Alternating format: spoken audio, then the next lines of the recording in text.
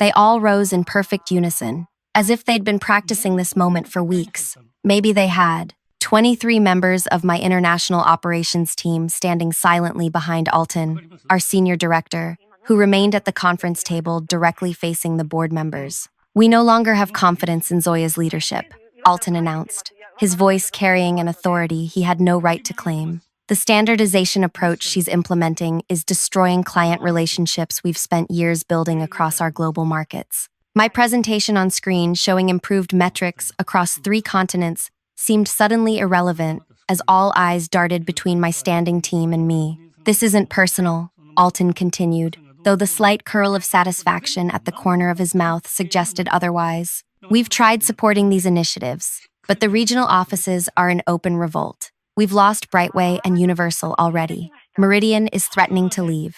We're imposing Western solutions on markets that operate differently. Chairman Weiss removed his glasses, rubbing the bridge of his nose. This is highly irregular, Alton. Irregular times require irregular measures, Alton replied. We felt the board needed to hear directly from those closest to our global partners. From around the room, my team members began offering perfectly rehearsed concerns. Singapore office reported 40% client dissatisfaction with the new procedures. Our Brazilian partners are threatening to walk. The standardized approach completely ignores cultural considerations in emerging markets. Their complaints created a wave of murmurs among board members. 6 months of my work dismantled in minutes by a coordinated ambush. Zoya, Chairman Weiss finally turned to me, his expression unreadable. Do you have anything to say in your defense? I remained seated, my hands perfectly still on the polished table. 23 pairs of eyes watched me, some with triumph, others with pity, a few unable to meet my gaze at all. Actually, I replied, voice steady despite the public execution of my professional reputation unfolding around me. I anticipated this might happen. Chairman Weiss, would you please open the sealed envelope I gave you this morning? Alton's confident posture faltered slightly. Chairman Weiss reached for a thick envelope in his portfolio. This one? I nodded. Everything the board needs to know is inside. Before we continue with what happened next, thank you for taking time to listen to my story today. If you're enjoying it so far, please hit that like button. It really helps others find these corporate revenge stories too. And if you want to hear more stories like this one, subscribe to the channel so you never miss an upload. Now, let's get back to that boardroom where my entire department had just staged their rebellion. My name is Zoya Ayad. At 34, I was the youngest executive ever appointed to lead international operations at our multinational company. My background wasn't typical for someone in this position. I grew up in a small apartment above my parents' neighborhood grocery store, worked through college on scholarship, and built my reputation by solving complex operational problems at firms others had given up on.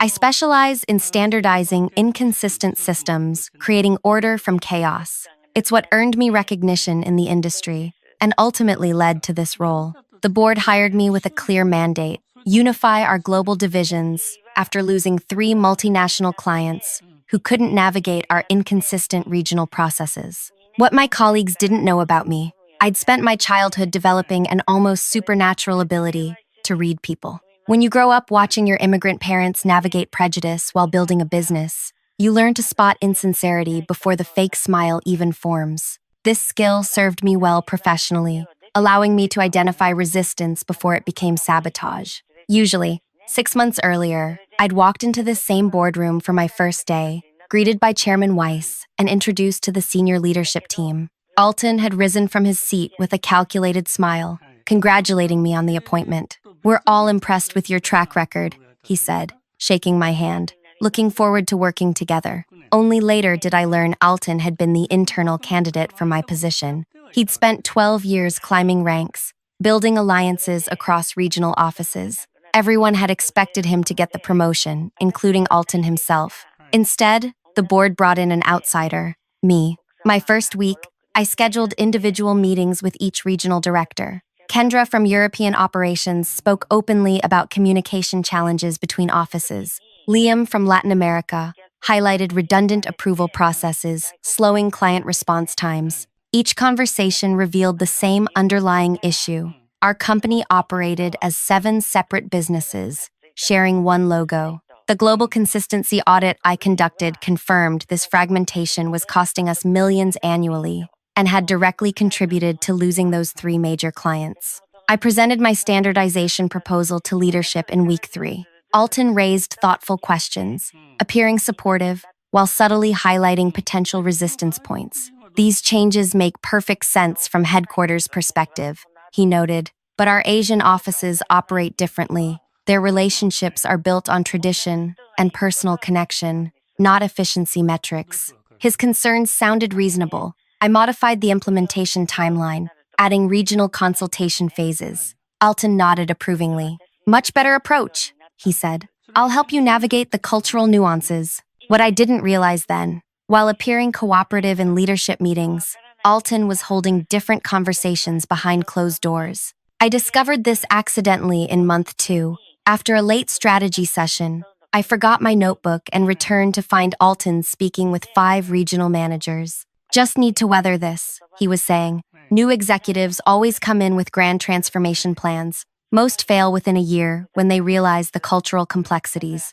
I retreated before being noticed, my mind connecting previously isolated incidents, the delayed data from Asian offices, the sudden technical issues preventing European teams from adopting the new reporting dashboard, the Latin American clients who mysteriously developed concerns about standardization immediately after Alton's relationship-building visits. Rather than confrontation, I chose observation. Over the next month, I documented patterns of subtle sabotage, reports mysteriously missing key data, implementation timelines extended for increasingly vague regional considerations, client feedback selectively shared, negative, amplified, positive, buried.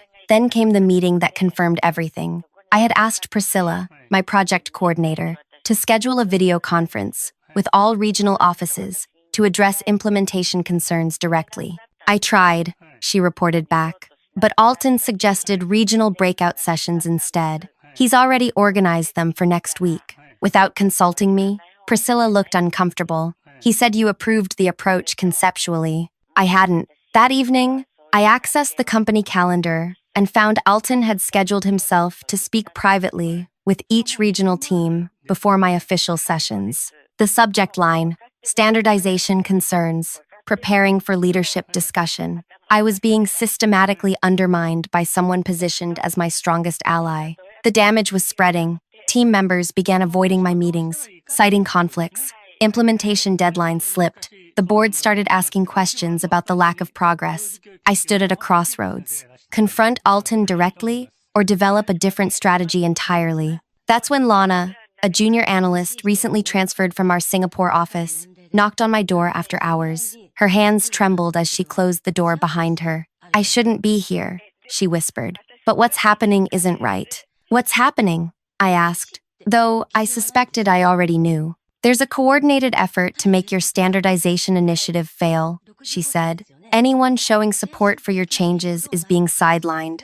Those raising concerns are rewarded. Alton has promised leadership positions in the new structure once you're gone. New structure? Lana looked down. Alton tells everyone you won't last the year. He says board members are already discussing your replacement. The revelation wasn't surprising, but the scope of the sabotage was larger than I'd imagined. An entire shadow campaign, operating throughout my department. Why are you telling me this? I asked. Because I transferred here to work for you specifically, Lana replied. Your standardization approach is exactly what we needed in Singapore. Our inefficiency was embarrassing, but now I'm being told to find problems with the same solutions I know work. I thanked her for her honesty, asked her to document what she'd observed, and promised confidentiality. That night, staring at my ceiling at 3 a.m., I made my decision. I wouldn't fight this battle on Alton's terms. Confronting him would only trigger preemptive defenses he'd clearly prepared. Instead, I needed evidence so irrefutable that once revealed,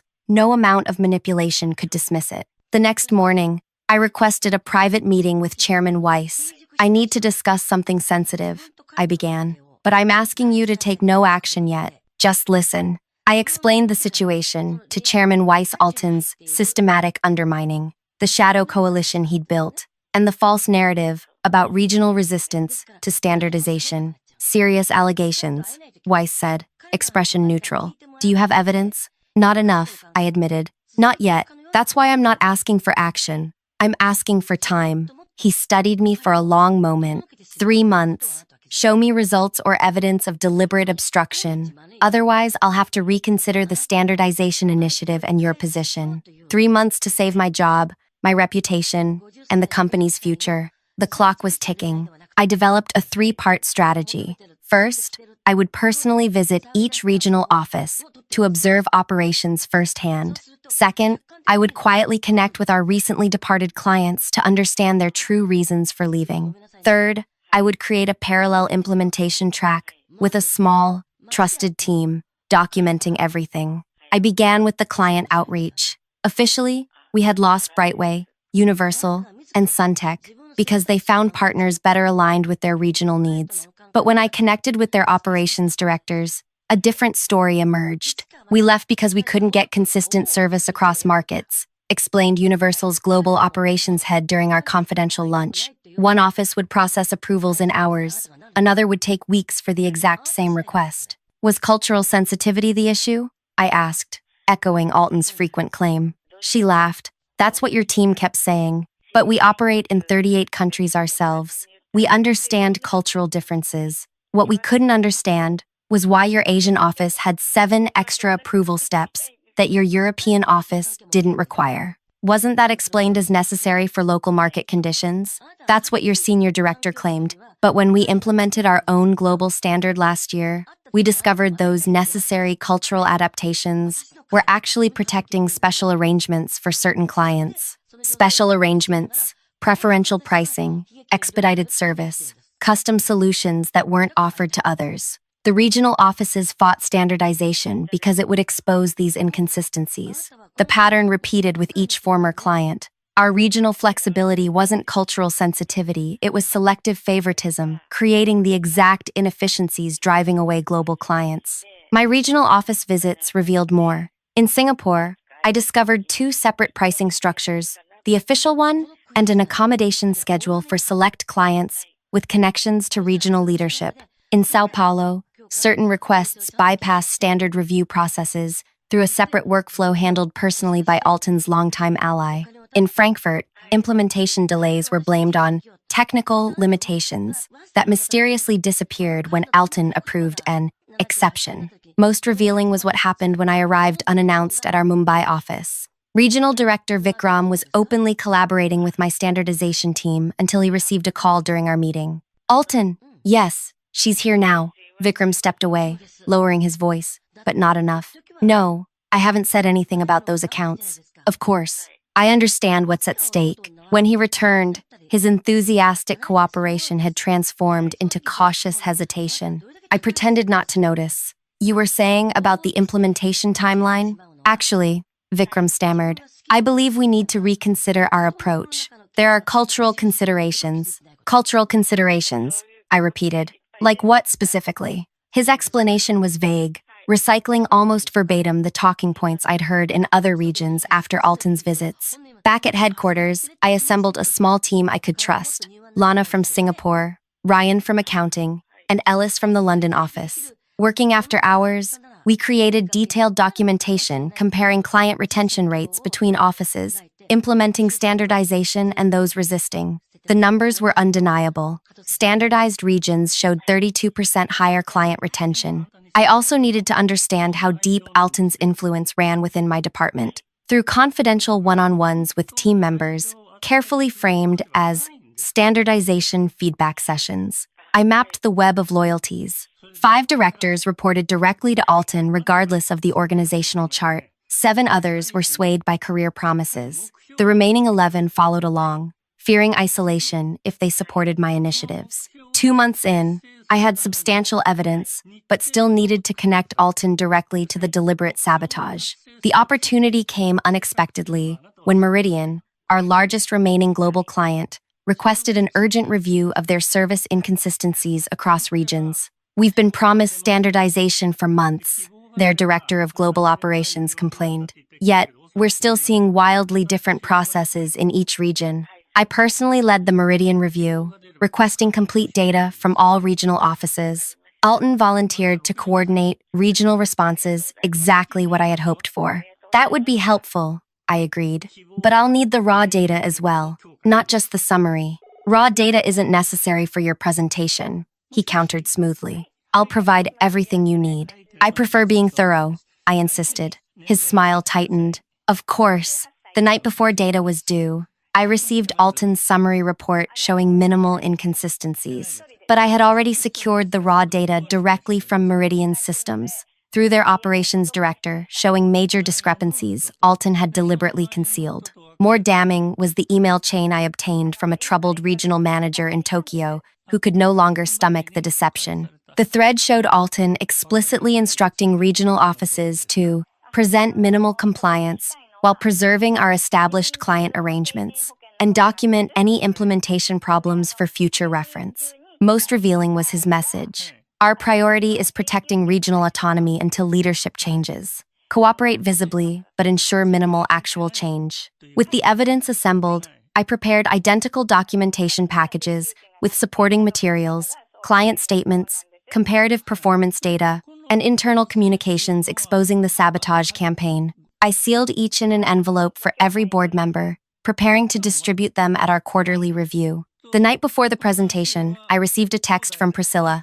Emergency department meeting tomorrow, 8 a.m. Alton called it mandatory attendance. I arrived to find my entire team already assembled. Alton stood at the front, uncharacteristically tense. Thank you all for coming, he began. As you know, Zoya presents to the board at 10 a.m. This is a critical moment for our department's future. He paced slowly. I've spoken with each of you about the concerns we have with the standardization approach, the damage to client relationships, the ignorance of regional realities, the declining morale. Murmurs of agreement rippled through the room. I've attempted addressing these issues directly, he continued, but I've been met with resistance. He paused dramatically. Sometimes leadership requires difficult actions when normal channels fail. My stomach tightened as I realized what was happening. I'm asking each of you to stand with me today, Alton continued. During Zoya's presentation, I will express our collective concerns directly to the board.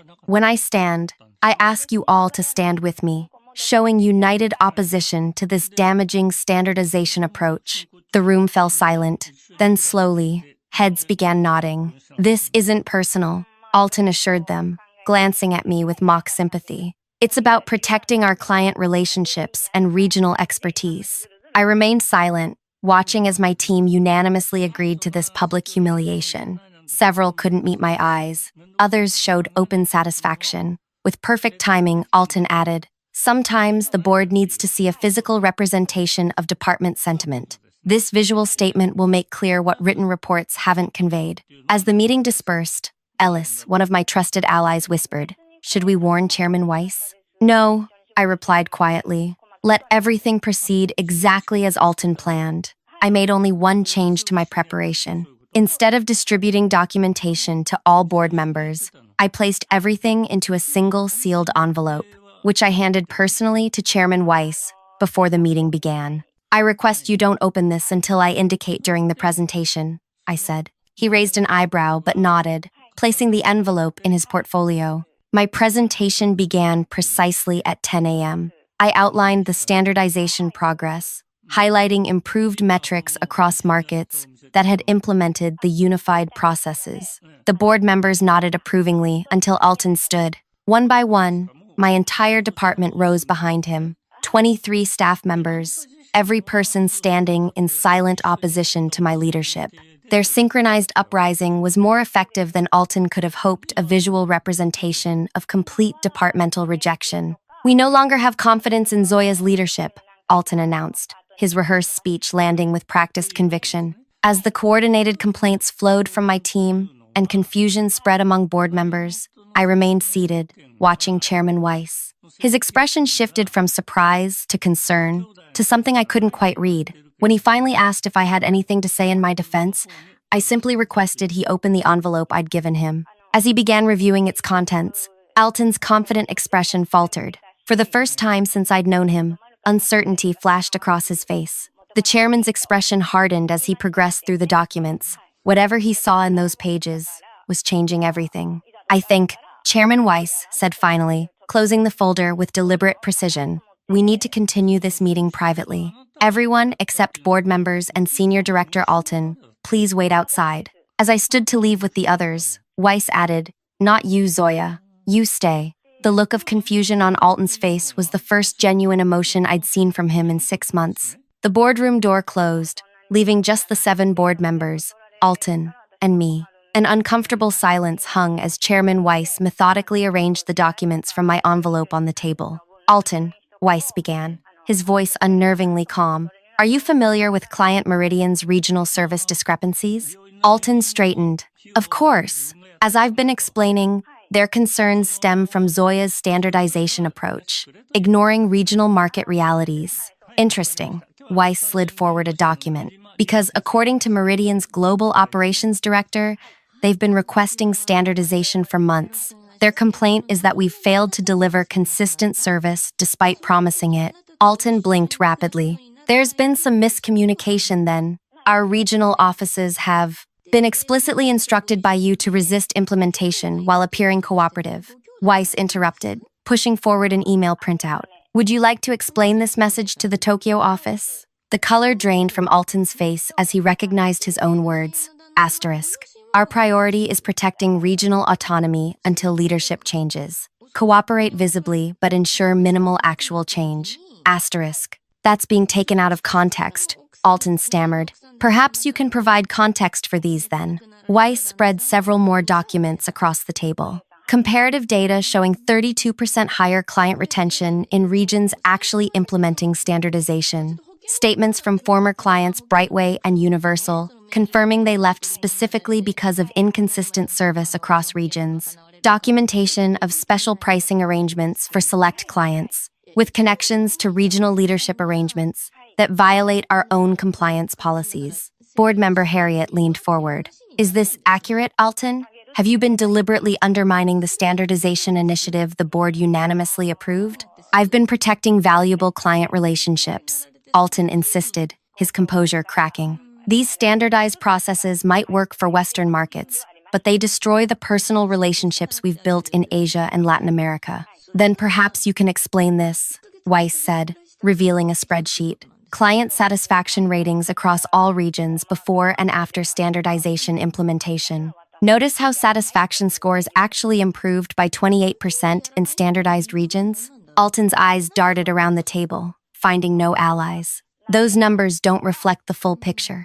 Some relationships can't be measured in satisfaction surveys." "Like your relationship with Takashi Holdings?" asked another board member, reviewing a document. "The client that receives priority service unavailable to others, bypassing our standard workflows through what's described here as the Alton channel? The same client whose CEO provided a recommendation for your internal application for the international operations position?" The facade was crumbling. Alton's shoulders sagged as he realized the depth of evidence against him. "You positioned yourself as protecting regional interests," Weiss continued, "but these documents show you were protecting a system of preferential treatment that benefited select clients, coincidentally ones with personal connections to you and your allied regional directors. Connections are how business works in these regions," Alton argued weakly. "Not at this company," Weiss replied. "Not anymore." For the next 30 minutes, the board methodically worked through my documentation. Every defense Alton offered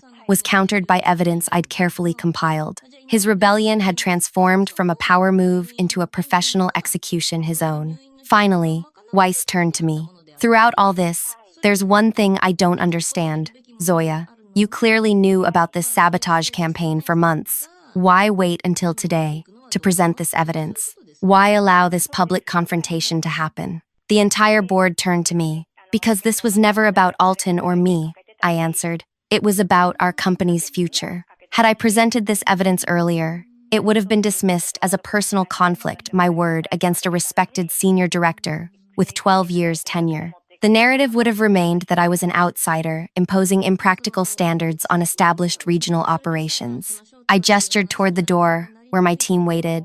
Those 23 people believed they were protecting the company from harmful change. They weren't being malicious. They were following a leader they trusted. By allowing today's events to unfold exactly as Alton planned, the situation became undeniable. You knew they would stand against you? Harriet asked, incredulous. I counted on it, I confirmed. Their coordinated action proved this wasn't isolated resistance, but an organized campaign. More importantly, now that the truth is exposed, healing can begin. They need to understand this standardization isn't arbitrary corporate bureaucracy, but necessary for our survival in global markets. Weiss nodded slowly. What do you recommend we do next? First, Alton needs to be removed not just for undermining company strategy, but for creating preferential systems that violate our ethics policies. Second, we need direct reporting lines from regional offices to eliminate the filtering of information. Third, I need authority to restructure leadership in regions where resistance has been strongest. The board discussed briefly before Weiss turned to Alton. Please wait outside while we complete our deliberations. After Alton left, the remaining discussion took less than 15 minutes. The board unanimously supported my recommendations. We'll announce leadership changes tomorrow, Weiss concluded. For now, I'd like to speak with Zoya alone. Once the other board members left, Weiss studied me with new respect. Your approach was unusual, he said. Most executives would have fought this battle differently, called out the sabotage immediately, demanded loyalty, created an us versus them environment, which would have divided the company further, I noted. My goal wasn't winning a power struggle, but creating a properly functioning global operation. You allowed yourself to be publicly humiliated as part of your strategy, he observed. Temporary humiliation is meaningless compared to lasting impact, I replied. I learned that from my parents. When customers would make racist comments in their store,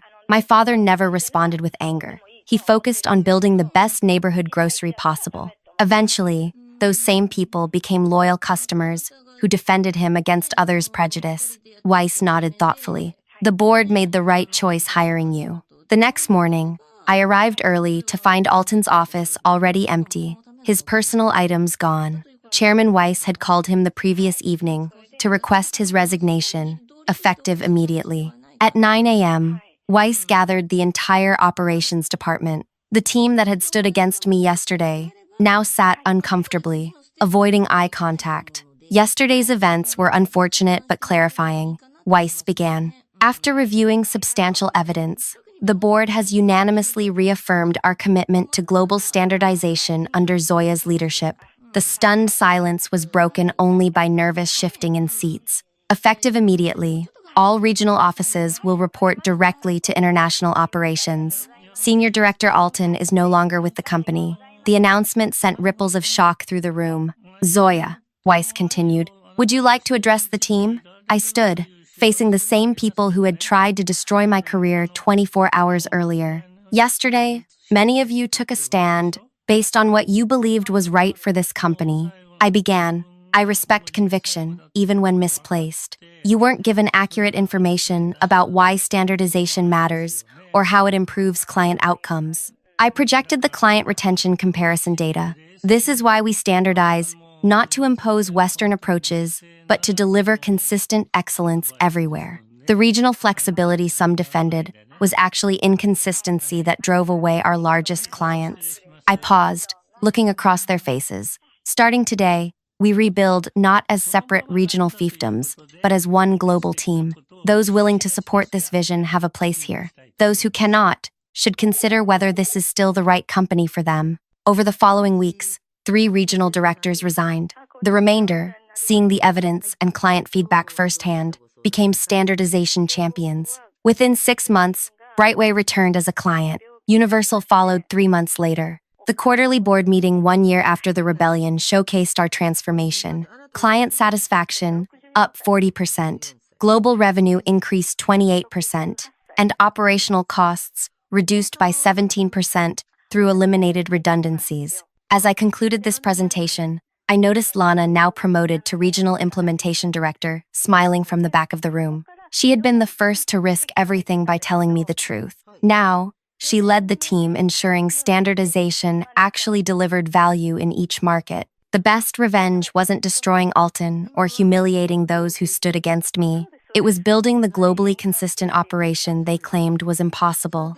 and proving that standardization didn't destroy regional relationships, but actually strengthened them by ensuring every client received our best, regardless of location or connections. Sometimes true leadership isn't about winning the argument, but changing the conversation entirely. If you found this corporate revenge story satisfying, please hit that like button and share with friends who appreciate strategic thinking over dramatic confrontation. And if you want to hear more stories about professional women who outsmart rather than outshout their opponents, subscribe to this channel. I promise you'll never look at office politics the same way again. Comment below about a time when you had to play the long game to overcome workplace obstacles. Thanks for listening. 主人も働いてたんですけども、食欲がなくてもうすごい